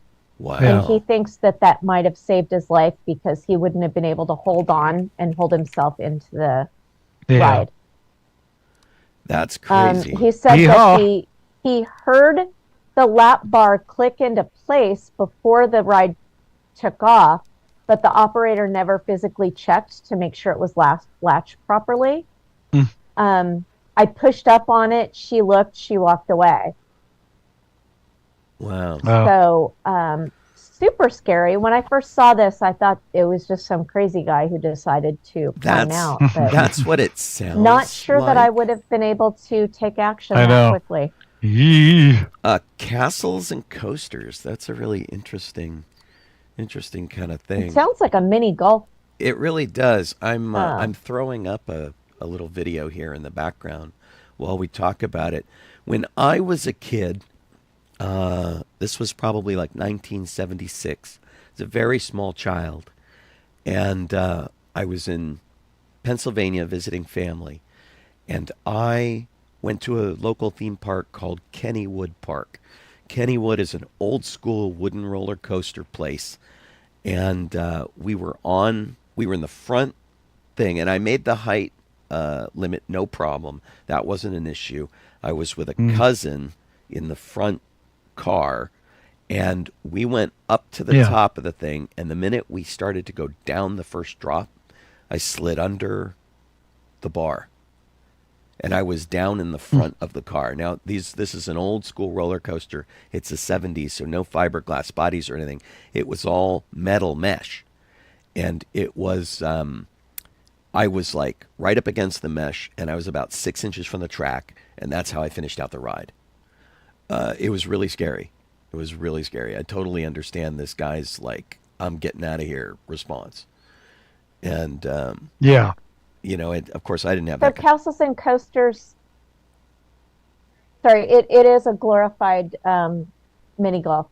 It looks like it from the video that we're kind of. Yeah. It's like a mini golf with a carnival from a fair Right. in it. Interesting. Is my opinion of it. It's I'm looking at a map of the park, and it's got mini golf, something called the Skywire, an arcade, a dark ride, bumper boats, bumper cars, carousel, Ferris wheel. Yeah, very golf and stuff. Yeah. So anyway, I totally understand this guy's, flight response. I'm glad he had the presence of mind to get out and hang on. It's one I didn't have when I was a kid. But boy. Well, but you also might not have been able to. Yeah, no. The way I went down, it was me just like grabbing onto the support structure and screaming. Yeah. And you should have seen the face of the guy when we came into the station. And he's like, "What are you doing down there?" Oh, yeah. Like, you tell me, man. Yeah. You're the one who shut this bar. Well, thank goodness it wasn't. Yeah. At least it wasn't an upside down coaster, Sean. Yeah. No, it was all right. But yeah, it's given me a very different perspective on roller coasters. The first drop of the day at any park, I'm ready to climb out of that car. It takes me a while to like mellow out. Once I've done the first drop, I'm Animal good. Kingdom. Animal Kingdom in Florida has 3 new lions. Yay! Nshango, Zahara, and Nima. And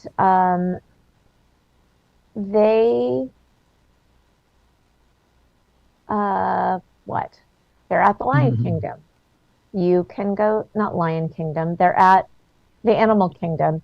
You can go and see them. Kilimanjaro safaris, they're viewable on. And of course, this is just before Mufasa the Lion King comes out in movie theaters, so that's convenient. And Yeah.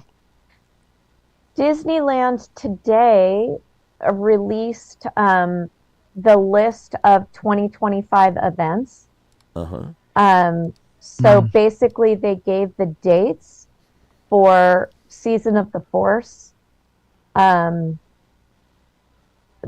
Oogie Boogie, and Oogie Boogie Bash, and Sweetheart Night.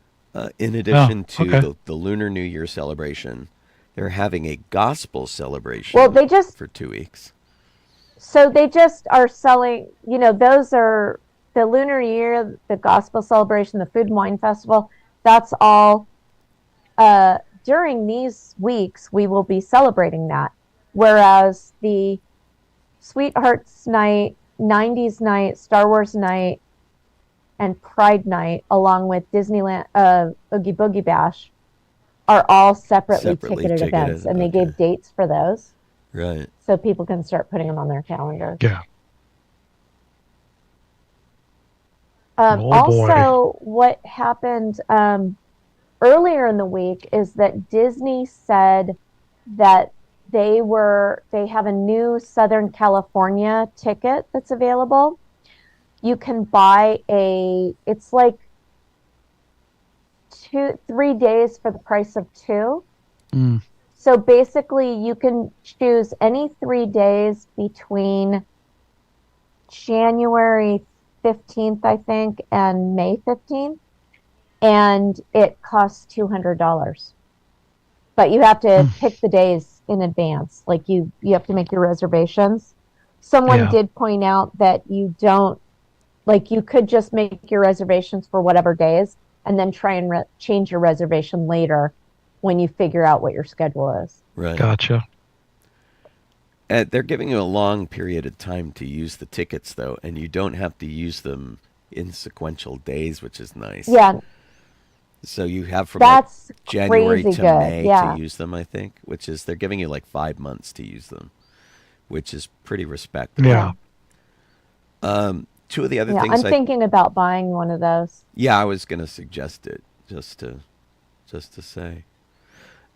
Two of the things that we didn't mention are 2 of the parades that are coming back amidst all of this stuff that Disney's announcing. They're doing a Pixar parade that's coming out, and there's a World of Color parade, but there's or a show that's a new show. Better Together, which is a Pixar Palace Celebration parade, is coming back to California Adventure, and then Paint the Night is coming back to Disneyland Park, which was a pretty popular parade back in the day. I know a lot of people super excited for that one. So yeah, and then Wondrous Journeys is cool. Is coming back with and without fireworks. So. Sean, would you like to take the next section? Yeah, let me do that. Apologies for my voice, everybody. We've got Andy Paley, who is a composer and music producer who worked with Brian Wilson of the Beach Boys and did SpongeBob SquarePants, as well as working with the Ramones, Madonna, Elton John, Debbie Harry, a whole bunch of other groups. Passed away due to cancer, according to Variety. He did all sorts of stuff in TV, including Digimon and Ren and Stimpy and stuff like that. Brian Wilson, who is no slouch, called him the most frighteningly talented person that I've met and the greatest musical genius I've come across in many years. So that's quite high praise from someone who was talented on his own. Chuck Woolery, game show host, passed away at the age of 83. He did Scrabble and The Love Connection, Wheel of Fortune for a while. And then he became a right-wing podcaster, and got a little loopy. But Oh dear. it was kind of weird. He started getting some weird conspiracy stuff going on. But he was inducted in the American TV Game Show Hall of Fame in 2007. He got a Daytime Emmy nomination in 1978, and he was always a good game show host. Pretty studly looking dude. Jim Abrams passed away. He was part of Zaz, Zucker, Abrams, Zucker, the guys who brought you Airplane and Hot Shots and Naked Gun and all sorts of stuff. Airplane, of course, was based on a movie called 0 Hour, which was a terrible movie, and they took the terrible part of it and made it into pure comedy gold. Absolutely incredible. They had a theater group called the Kentucky Fried Theater Group, and they became the Kentucky Fried Movie in 1977. And he went on to work on all sorts of stuff. Big Business with Bette Midler and Lily Tomlin. Nice. Hot Shots, if you remember the Hot Shots movies with Charlie Sheen, that spoofed Top Gun and Rambo, even a Godfather parody, and Top Secret, of course, one of our cult favorites here.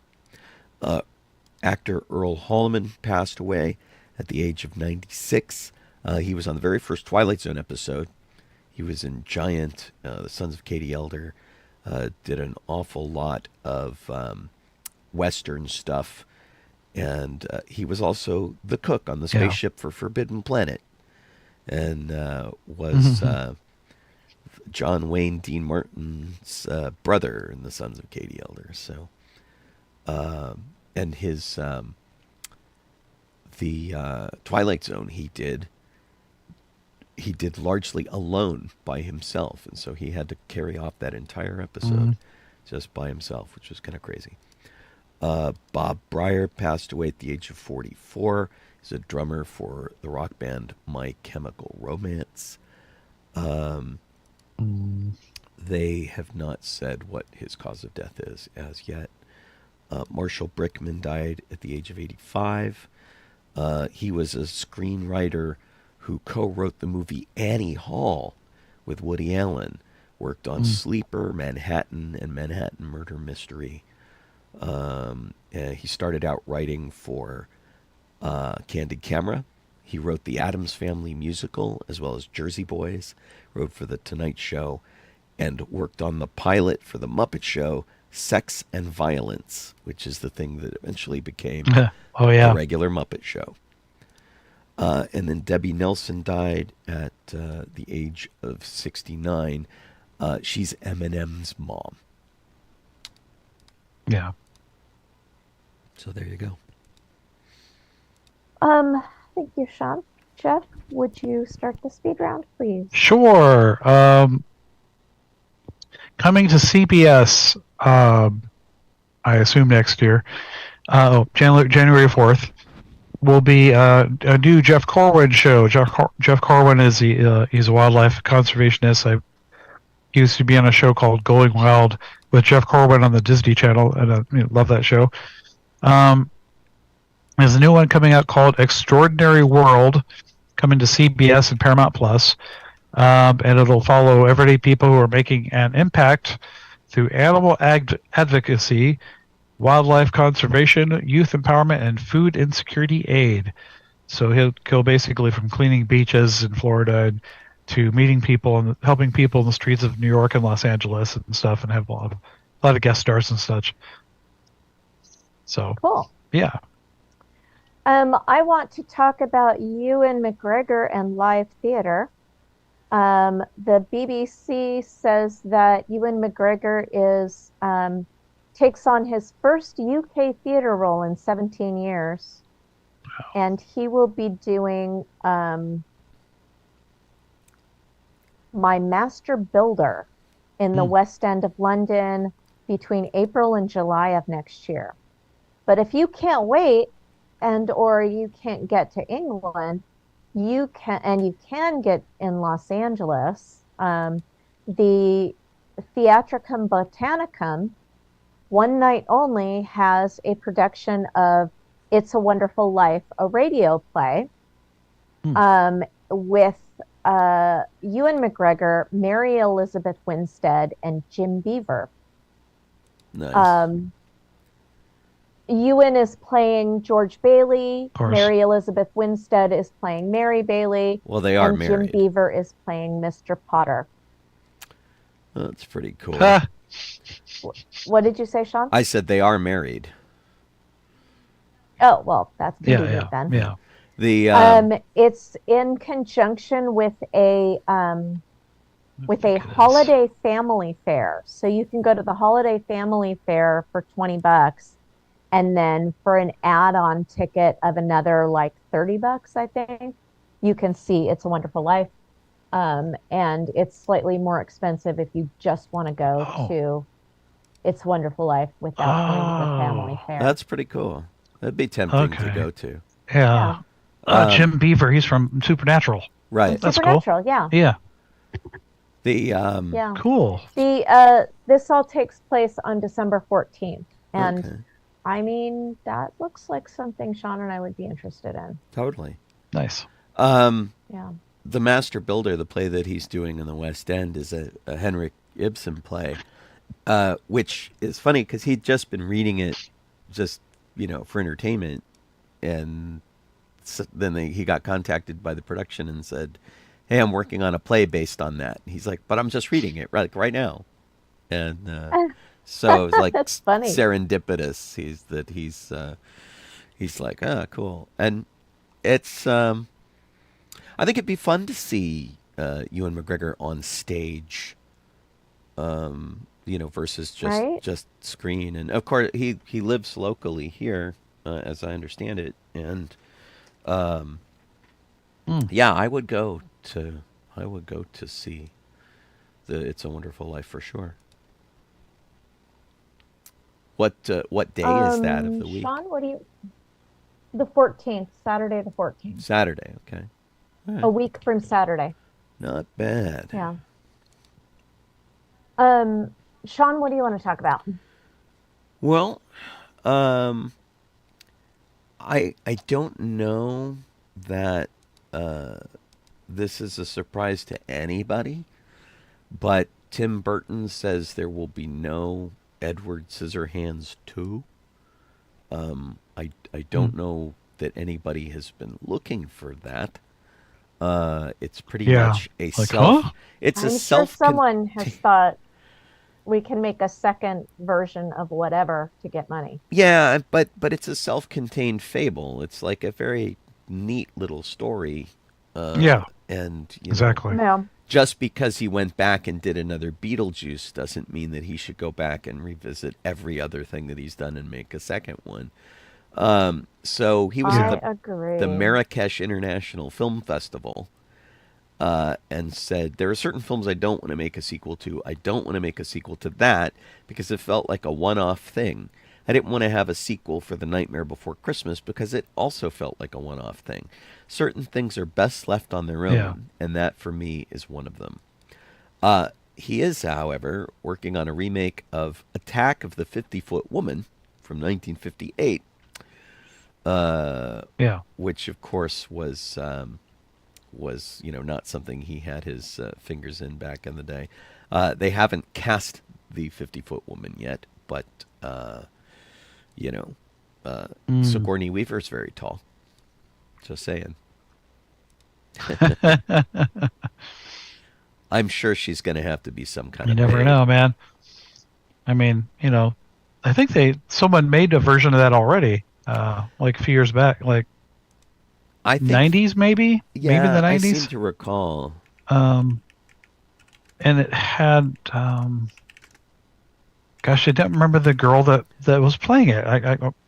I keep thinking Jessica Lange, but I don't think that was actually her. It was someone else. Well, there was I can't remember who it was. TV movie that featured Daryl Hannah. Yeah, Daryl Hannah and one of the Baldwins. Daniel Baldwin. There we go. That's it. And Frances Fisher, who did not get to be 50 feet tall. Yeah, see, there you go. and one of the Gotcha. are Okay. cats. So yeah. Gotcha. What would you like to talk about? They are doing a remastered release of a game that I've never played, so I want to play it when it comes out. It doesn't. I'm trying to find out. It doesn't really say when. What game's that? Oh, it's available now, actually, so you can get it now. So what it is The Thing. They did in 2002. They made a console version and PC version for the game of The Thing, which it's a sequel to the Kurt Russell film, John Carpenter. It basically follows up right after it, and you play totally different characters. So I don't think McCready's going to be in it because I've never played the darn game. Is this the one by it looks Konami? pretty? It looks pretty. Is this the one by Konami? It says Night Dive Studios is doing the remaster, but I'm not sure who originally did it. Okay, because it's a third person game, which is a little bit weird. It's like it's like a squad game. It's I like feel like a third person shooter. Yeah, I feel like it would be better as a first person game. Yeah. Interesting. But it doesn't. I don't know.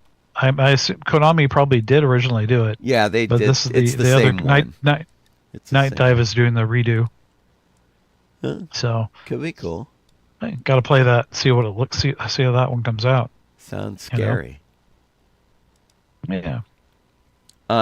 There's another game coming out in about a week. Next Tuesday, in fact, which is Indiana Jones and the Great Circle.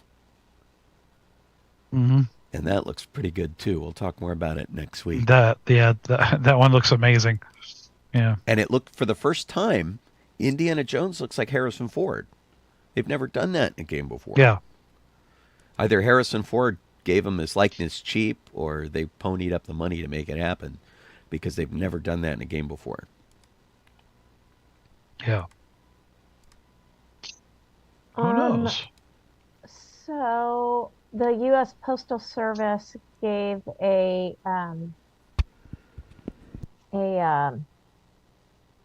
sneak peek at some of their stamps coming out in 2025. Yeah. Just a few of them. And amongst them is a Betty White stamp. Woo! So Nice. that's fun. Is it There are some other stamps that I'm like, go ahead. is it just her, or is it a particular role? So it's just her. It says Betty White, an icon of American television.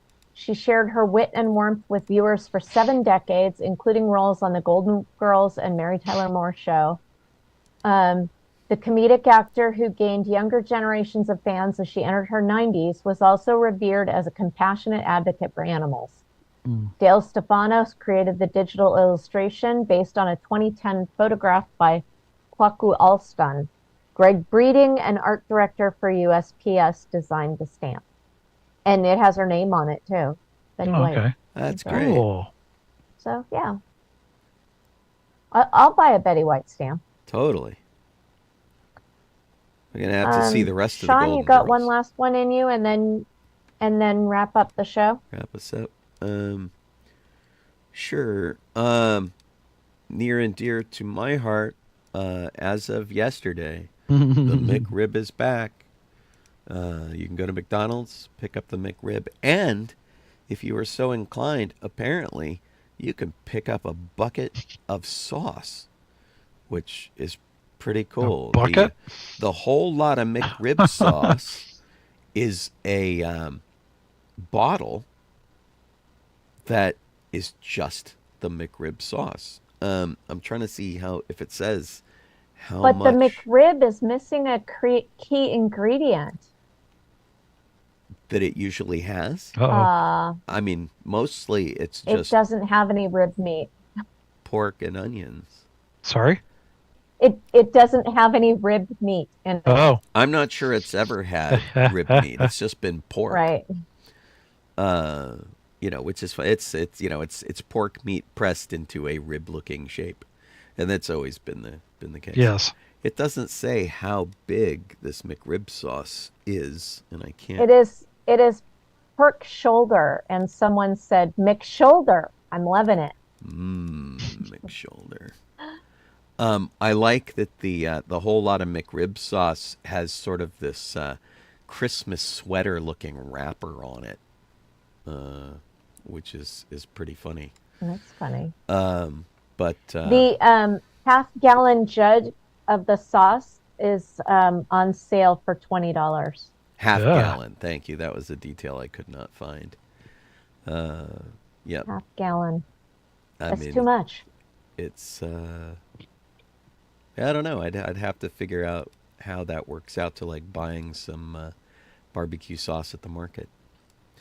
Storing a Right, half. but that means you have to keep a bucket of sauce. Yeah, in storing your- a half-gallon bottle of the sauce in your is fridge. rough, though. So Gross. Yeah. Yeah. anyway, that was supposed to come back on Yeah. the 4th. So knock yourself out if you are so inclined. Let's see. Do we have one more story?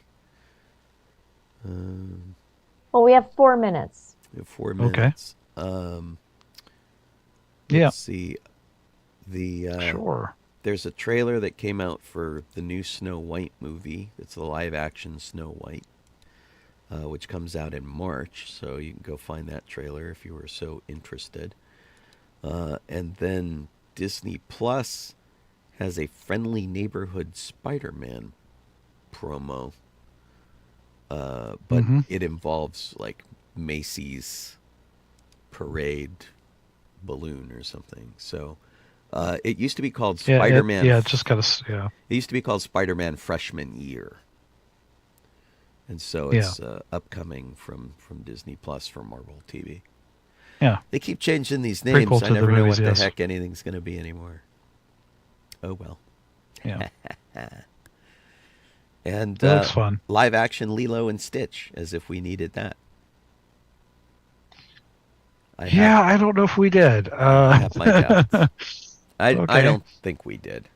I'm just going to go on No. the record saying no. But No. whatever. Whatever. Yeah, I don't know. I think that's just Yeah. about it. Yeah. Jinyo's comment, the mix shouldn't. That's pretty funny. Yeah. Yeah. Yeah. I do remember the year Big don't. that the McRib came back and I had frozen a Shamrock Shake. I got to have a McRib and a Shamrock Shake at the same time because they're at opposite ends of the year.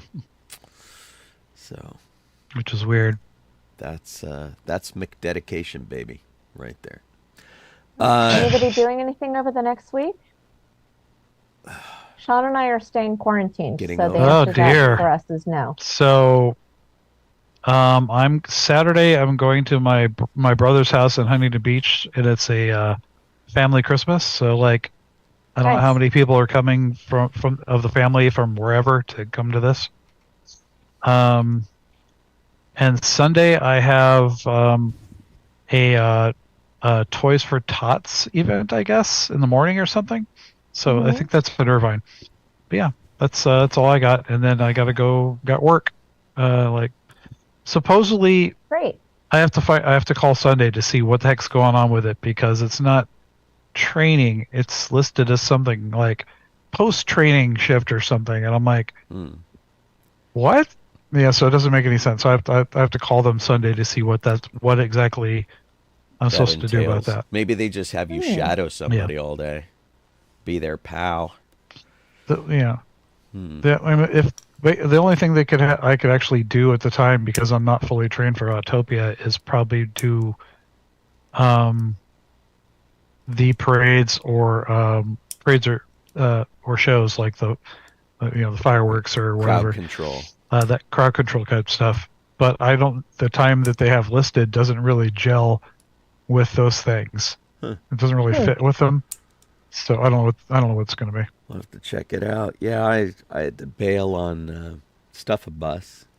It's a real bummer. And I can't do any charity events until I'm cleared out of this. So Yeah. not officially sure what that's going to be, but as you can tell right now, my voice just sounds awesome. So Yeah. oh well, we'll figure it out. Hey, if you've been watching us on YouTube or Facebook or Twitch, you guys are totally awesome. Totally appreciate it. And if you've been suffering through my weird voice over on sci-fi.radio, you're even tougher than we thought. Thanks for doing that. Don't forget that we've got all sorts of stuff on sci-fi.radio for you 24/7, including my live music show, 9 a.m. Pacific, 12 a.m. Eastern Time. That's Good Morning Tatooine, and I will be closing out the week tomorrow, and that'll be just fine. Hopefully I'm in better voice for that. And then we'll be back again next week with more Docking Bay 94, either on sci-fi.radio, YouTube, Facebook, or Twitch. Thanks. I'm Colleen Kaylee Crosby. This is Jeff Donoho. I am Sean Obi-Shawn Crosby. Big thanks to Kit, and as always, may the Force May the Force be with be you. with you. All right, let's get all y'all some credits going on over here on video.